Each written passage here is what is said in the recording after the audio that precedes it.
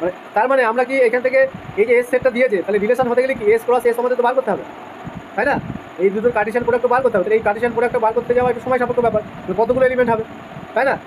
2 3 4 5 6, মানে এই ধরনের যে পেয়ারগুলো আসবে আমি বলতে চাইছি, মানে আমি জিনিসটা শেখাচ্ছি, হ্যাঁ, শেখার সময় কিন্তু একটুখানি ধৈর্য ধরে শিখতে হবে।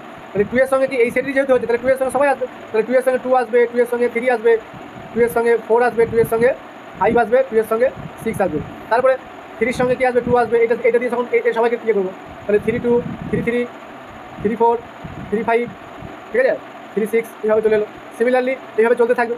এইবার আর রিলেশনটা কীভাবে ডিফাইন করা যাবে, এই সমস্ত এলিমেন্ট থেকে আমাকে এমনভাবে চুজ করবো, ভালো করে বুঝতে হবে, যাতে করে সেই পেয়ারটা যেন আমাদের 3 দিয়ে ভাগ যায়। কনসেপ্টের জায়গাটাই বলছি যে এই জিনিসটা থেকে আমরা এইটা কীভাবে কী করবো, এই জিনিসটা মানে কি এই কার্টেসিয়ান প্রোডাক্টটা আমাকে বার করতে হবে। এইবার দেখবো আমরা যে কোন পয়েন্টগুলো এই কন্ডিশনকে হোল্ড করছে।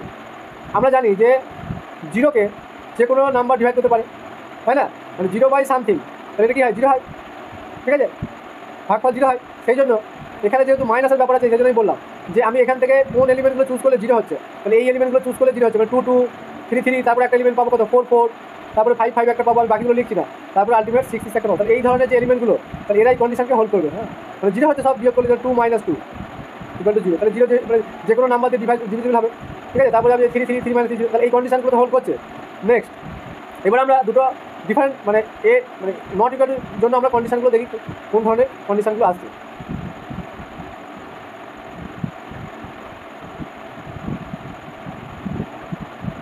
এখানে এবার আমরা প্রপার্টি অনুযায়ী চলে যাই, মানে আমি জিনিসটা ঘটনাটা বললাম, এবার আমরা রিফ্লেক্সিভটা চেক করবো।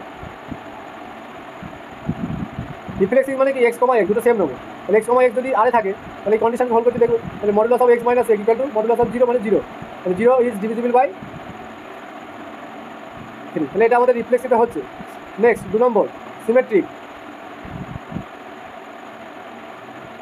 তাহলে আমি সাপোজ ধরে নিলাম যে এক্স কমা ওয়াই মানে হচ্ছে modulus of x minus y is divisible by 3, তাহলে আমাকে দেখাতে হবে কি ওয়াই কমা এক্স মানে modulus of y minus x. তাহলে যদি আমি কোনো একটা ভ্যালু ধরি, এক্সের ভ্যালু 3 আর ওয়াইয়ের ভ্যালু হয়তো 4, তাহলে আমি ধরছি ইন কেস এটা তো এটা আমি 6 ধরলাম, তার মানে 6 - 3, ঠিক আছে, মডুলাস যেহেতু চাপানো আছে তাহলে এটা 3 হচ্ছে, আর 3 - 6 -3, মানে এটা কিন্তু আমরা 3 লিখতে পারি, তাহলে 3 ডিভিজিবল বাই 3 এটা কন্ডিশনটা হোল্ড করবে, ঠিক আছে। তার মানে কি বলতে পারি যে ওয়াই কমা এক্স এটা কি modulus y minus is divisible by 3, তাহলে আমাদের সিমেট্রিক কন্ডিশনটা এখানে হোল্ড করছে। এবার কেউ যদি দেখাতে পারে যে আমাদের তো বলতে হবে, ফার্স্টে তো আমাদের বলতে হবে যে এটা হোল্ড করছে, তারপর তো এটা হোল্ড করানো আমাদের কাজ, ঠিক আছে। 3 নম্বর পয়েন্টটা হচ্ছে ট্রানজিটিভ দেখানো।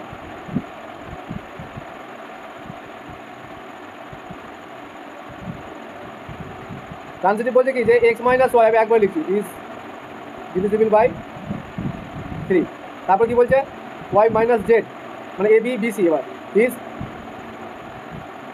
ডিভিজিবল বাই 3, তাহলে কি আমরা দেখাতে পারবো যে modulus of x minus Z যদি আমরা দেখাতে পারি ইজ ডিভিজিবল বাই 3, তাহলে আমরা কি বলবো এটা ট্রানজিটিভ রিলেশন হোল্ড করছে। তাহলে আমরা এবার এটাকে সাজিয়ে লিখি, হ্যাঁ, কীভাবে লেখাটা মানে কোশ্চেনটা অ্যান্সার করার ধরনটা আমি মানে বলে দিচ্ছি যে modulus of x minus Z লিখবো, হ্যাঁ, এটাকে আমরা লিখবো এক্স মাইনাস ওয়াই ব্র্যাকেট দিলাম, হ্যাঁ, প্লাস এটা লিখতে পারি কারণ এটা ওয়াইটা কেটে যাচ্ছে, তাহলে আলটিমেট এক্স মাইনাস জেড হচ্ছে। তাহলে মডুলাসের কী রুলস আছে যে এইটা বলছে 3 মানে 3 ডিভাইড, মানে একে 3 ডিভাইড করছে, আবার একেও 3 ডিভাইড করছে, এটা আমাদের কন্ডিশন। তার মানে সাপোজ আমি এইটা ধরলাম 3k1 আর এটা ধরে নিচ্ছি 3k2, এই ধরনের মানে 3 এর মাল্টিপ্লাই হলে ডিভিজিবল হবে না। তার মানে এটা আলটিমেট কী পাচ্ছি 6, 3টা যদি কমন নিই, ভিতরের ব্যাপারটা বলছি, 3টা যদি কমন নিই তাহলে আমরা কী পাবো k1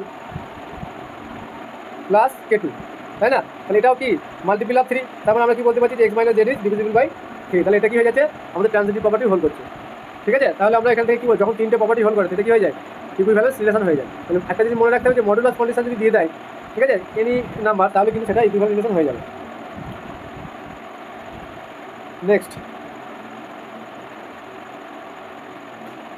এই কোশ্চেনটা কিন্তু ইম্পর্টেন্ট, বলছে রিলেশন আর অন জেড মানে set of integer all integer is defined as a related to b when x a minus b is divisible by 7, এখানে কিন্তু আর মডুলাস দেওয়া নেই, শুধু বলেছে a minus b is divisible by 7, তাহলে আর is কী হবে symmetric, transitive, হ্যাঁ, রিফ্লেক্সিভ, ইকুইভ্যালেন্ট রিলেশন। তাহলে সিমিলারলি আমরা ওইভাবে চেকটা করবো।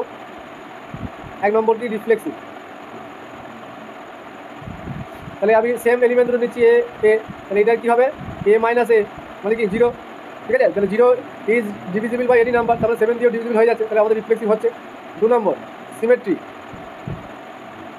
সিমেট্রিকটা দেখানোর জন্য আমরা কি আমি ধরে নিচ্ছি যে a b belongs to R, that is a minus B is divisible by 7। তাহলে আমরা কি দেখাতে পারবো যে b minus a is divisible by, যদি আমরা 7 দেখাতে পারি তাহলে আমরা কি বলবো সেটা সিমেট্রি। তাহলে বি মাইনাস একে আমরা কীভাবে লিখবো, তাহলে আমরা এখানে মাইনাস কমন নেবো, দিয়ে এ মাইনাস বি লিখে দেবো। তাহলে এইটা যদি ডিভিজিবল বাই 7 হয় আমাকে নেগেটিভ পজিটিভের জন্য কোনো ইফেক্ট আসবে না, ডিভিজিবল কেসে এগুলো ইফেক্ট আসে না, ঠিক আছে। তাহলে ইজ যদি আমি বলি 14কে যদি 7 ডিভাইড করে তাহলে মাইনাস 14কে কি ডিভাইড করবে না, করবে, অলওয়েজ করবে। তাহলে এটা কী হয়ে যাবে আমাদের সিমেট্রিকটা, মানে এটা ডিভিজিবল বাই 7। নেক্সট 3 নম্বরটা কি আছে, ট্রানজিটিভটা দেখাতে হবে।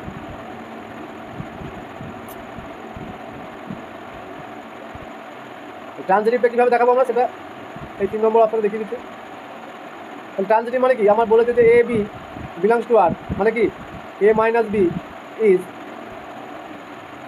ডিভিজিবল বাই 7, ঠিক আছে। আর কি বলে দেবে যে বি আর সি আর একটা নেব ইজ ডিভিজিবল বাই 7, তাহলে আমাকে দেখাতে হবে যে এ সি মানে A minus C is divisible by 7। তাহলে এ মাইনাস সি যদি ডিভিজিবল বাই 7 দেখাতে পারি তাহলে আমাদের এখানে আনসারটা হয়ে যাবে। এবার আমি এটাকে কীভাবে লিখবো যে আগের মতো, তাহলে এ মাইনাস সিকে আমি লিখতে পারি A minus B plus B minus C, আমরা এই বি সি ডিভিজিবল বাই 7 মানে কি B minus C divisible by 7।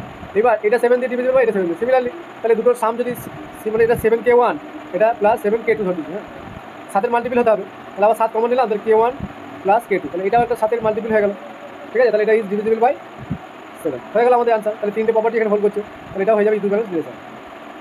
তা আজকে মোটামুটি থিওরাম প্লাস কিছু মেন ইম্পর্টেন্ট কোশ্চেন নিয়ে আলোচনা করা হলো। নেক্সট দিন ফাংশনটা হবে, ফাংশনটা একদিনই শেষ হয়ে যাবে, রিলেশনটা হয়ে গেল, ফাংশনটা হয়ে গেলেই আমি কোশ্চেনগুলো এবার বইয়ের থ্রো মানে সামনে যেভাবে হচ্ছিলো প্র্যাকটিস, আমরা ম্যাট্রিক ডিটারমিনেট করেছিলাম, কারণ কনসেপ্ট না দিলে ওই প্রশ্ন দেখে উত্তর দিতে পারবে না কেউ, সেই কনসেপ্টটা একটু দিয়ে দিতে হবে, কারণ সবাই অনেক কিছু অনেকদিন কাছে নাই, সেদিন ভুলে যেতে পারে। আমি ডিটেলস আলোচনা করে দিলাম। এইটা হয়ে যাবে আমাদের ফাংশনটা হয়ে যাওয়ার পর জিওমেট্রিটা আমি পেয়ার অফ স্ট্রেট লাইন আর পোলার ইকুয়েশন ওটা সারবো, তারপরে আবার এই জায়গাটায় কোশ্চেন নিয়ে আলোচনা হবে, প্লাস এই যে ট্রিক্সগুলো কন্টিনিউয়াস যেরকম আমি দিচ্ছি, ঠিক আছে, কন্টিনিউয়াস কিন্তু এটা ট্রিক্সগুলো মানে চলতে থাকবে, কারণ ট্রিক্সের সাথে সাথে আমরা থিওরামগুলো পড়তে যাবো, কারণ সব ট্রিক্স একদিনে দিয়ে দিলাম থিওরাম কিছু বললাম না, কারণ আমাদের প্ল্যান এ বি সি 3টি হাতে থাকতে হবে, ট্রিক্সও জানতে হবে, কনসেপ্ট জানতে হবে, প্লাস কোশ্চেন মানে ওই সলিউশন পদ্ধতি, মানে ওই যে বইয়ের কোশ্চেনগুলো থ্রো করে দেওয়া হচ্ছে, এবার সামনে থাকে বারবার দেখে হিউজ কোশ্চেন প্র্যাকটিস করলে না তখন পরীক্ষা হলে দেখা উত্তর আমি জানি তো হয়ে যাচ্ছে, হ্যাঁ সব রকম সামনে থাকতে হবে, তাহলে কিন্তু ক্র্যাক করা, এখন কম্পিটিশনটা একটু হাই আছে, হ্যাঁ সেই জন্য আমি যে সিস্টেমে চলছে এই সিস্টেমে এগোতে হবে, তাহলে কিন্তু হবে না। আর এই 2 মাস কিন্তু অন্য কিছুগুলো হবে না, হ্যাঁ টিউশন যে যাই করুক কিন্তু ওগুলো কমাতে হবে, ঠিক আছে। আজকে রাখছি, আবার পরের দিন ফাংশনটা আলোচনা করবো।